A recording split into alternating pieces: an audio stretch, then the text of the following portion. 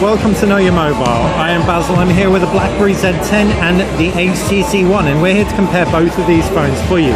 Many people have said the BlackBerry Z10 and the HTC One look like little brothers, and indeed we can confirm that they do, but the HTC One is certainly the better looking brother. It packs an aluminium chassis, unlike the HTC One's plastic body. What you can also expect from it is a Full HD 4.7-inch display, in contrast to the HD 4.2-inch display, that's 720p by the way, on the BlackBerry Z10. BlackBerry have crammed their own user interface on, and there is a lot of innovation in this thing, so don't write it off just yet.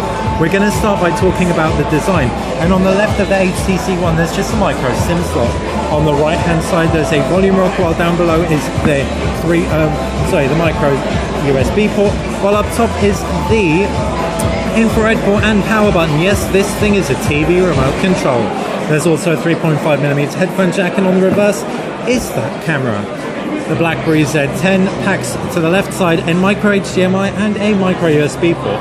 On the right, volume rocker with a voice control button in betwixt, and a power button up top with a 3.5mm headphone jack. No infrared, sadly.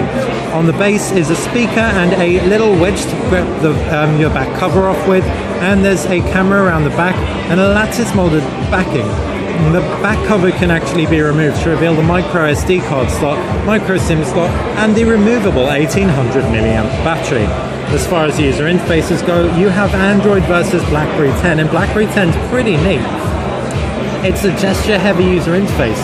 You open an application, you swipe it out of the way, you get an aggregated feed for BlackBerry hubs, which will actually pull in all your content together. We need to enter our details, so don't judge it just yet on that. But it's a really smart way of pulling in all your information.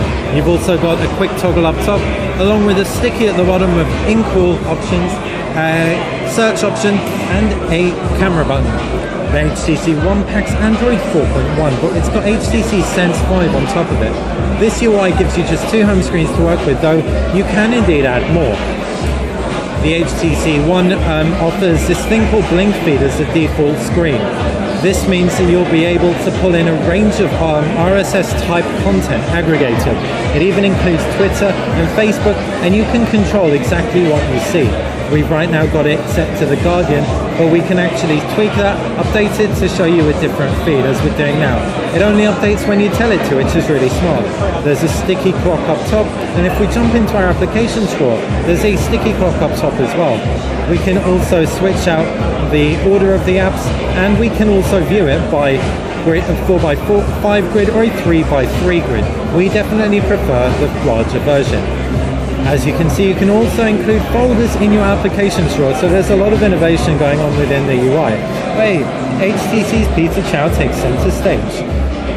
Indeed, that is where we are at the HTC event here in London, and as far as the HTC Sense goes, that's the main thing, but the next thing to really talk about is the camera. You've got something called HTC Zoe on here, and that's the camera's ability to take a video, 3.6 seconds, and 20 pictures simultaneously, and turn it into something altogether magical. The 4-megapixel camera around the back might sound like it's lacking in pixels. However, the pixels are larger than on any other camera.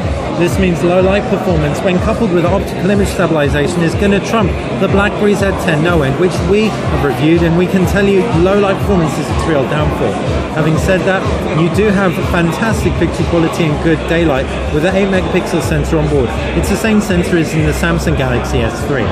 All in all though, we're going to throw it out there, the HTC will probably be better in terms of optics with its focus on it, but we haven't got one in for review, so a definitive conclusion will indeed have to wait.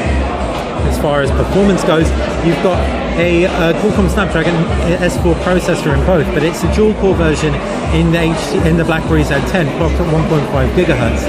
In the HTC One, you have the 1.7 gigahertz quad-core version.